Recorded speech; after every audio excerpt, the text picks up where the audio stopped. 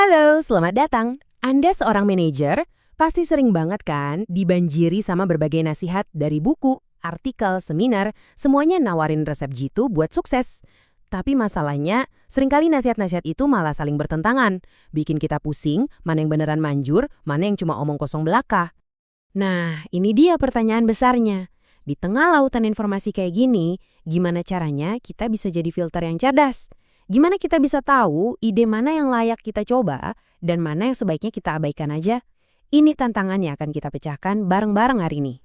Ternyata kuncinya bukan nambahin lagi tumpukan informasi. Justru sebaliknya, kuncinya adalah punya semacam kerangka berpikir untuk ngefilter semua informasi itu. Dan kerangka itu adalah pemahaman mendalam tentang apa sih yang membuat sebuah teori manajemen itu benar-benar kuat dan berguna. Oke, mari kita mulai bedah resepnya. Setiap teori yang solid itu dibangun di atas fondasi yang jelas. Bagian pertama dari resep ini adalah kita harus kenal dulu bahan-bahan utamanya. Kita sebut ini elemen apa. Gampangnya gini, elemen apa itu nanyain sebenarnya faktor apa aja sih yang paling penting di sini.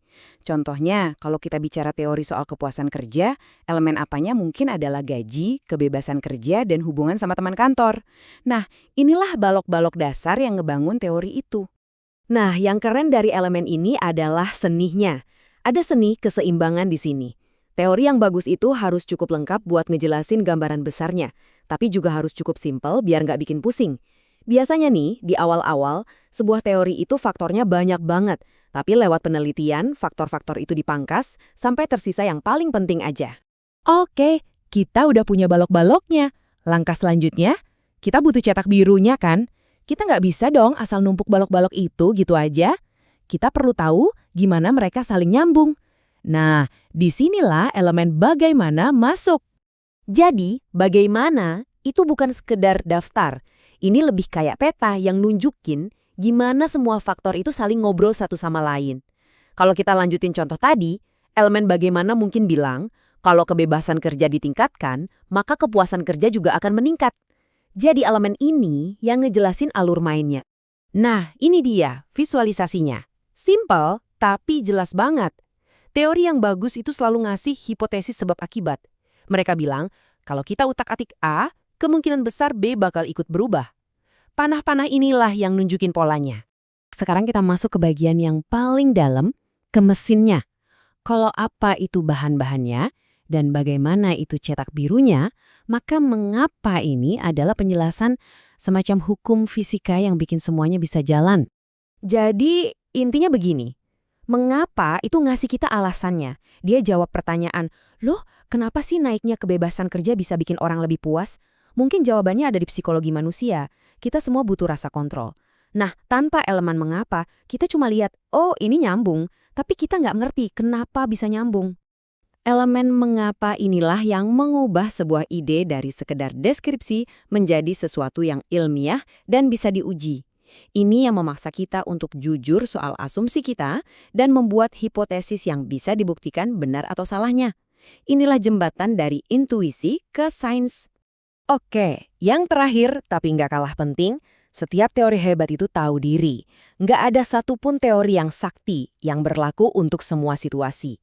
Elemen terakhir ini membawa teori kembali ke dunia nyata, dengan nentuin di mana dan kapan teori itu relevan. Gampangnya gini deh, elemen ini tuh kayak label di kemasan produk. Teori ini paling cocok untuk siapa, di konteks apa, dan di zaman kapan. Mengakui batasan ini tuh bukan kelemahan loh. Justru sebaliknya, itu tanda kalau teorinya canggih dan jujur. Coba deh kita pikirin, apakah teori motivasi yang dibuat-buat perusahaan teknologi di Amerika bakal sama efektifnya buat pekerja pabrik di Indonesia? Mungkin nggak? Atau strategi marketing dari tahun 90-an? Apa masih relevan sekarang? Belum tentu. Mengetahui batasan ini penting banget biar kita nggak salah kaprah dalam menerapkan sebuah ide. Jadi, ini dia rangkuman toolkit kita dalam satu gambar. 4 pertanyaan simpel. Apa? Bagaimana? Mengapa? Dan kapan? Dengan memakai kacamata ini, Anda bisa membedah nasihat manajemen apapun dan melihat apakah isinya beneran solid atau cuma kelihatan bagus dari luar. Oke, sekarang pertanyaannya. Terus gimana cara pakainya di dunia nyata? Ini bukan cuma soal teori akademis. Ini adalah alat yang super praktis buat ngambil keputusan yang lebih baik di pekerjaan Anda sehari-hari. Nah, ini dia pertanyaan yang paling penting kan? Buat apa repot-repot mikirin ini semua? Apa untungnya buat Anda sebagai manajer yang super sibuk? Gimana pengetahuan ini bisa bikin Anda lebih hebat di lapangan? Kutipan dari Kurt Lewin ini, wow, kena banget. Dia bilang, nggak ada yang lebih praktis daripada teori yang bagus. Artinya, teori yang solid itu bukan sesuatu yang ngawang-ngawang. Justru itu adalah peta terbaik yang kita punya buat menjelajahi rumitnya dunia kerja. Dan ini dia kekuatannya. Dengan teori yang pas, Anda bisa 1. Mendeskripsikan masalah dengan lebih jernih.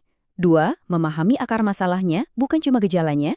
3. Memprediksi kira-kira apa dampak dari keputusan Anda. Dan terakhir, mengontrol situasi untuk mencapai hasil yang Anda inginkan. Anda jadi berubah, dari yang tadinya cuma reaktif, menjadi seorang arsitek organisasi. Jadi, sebagai penutup, coba deh renungkan. Sadar atau nggak sadar, teori tak terlihat apa sih yang sebenarnya lagi Anda pakai buat ngambil keputusan sehari-hari di kantor? Lain kali kalau Anda nemu buku bisnis baru atau artikel yang lagi viral, jangan langsung ditelan mentah-mentah. Uji dulu pakai 4 filter tadi.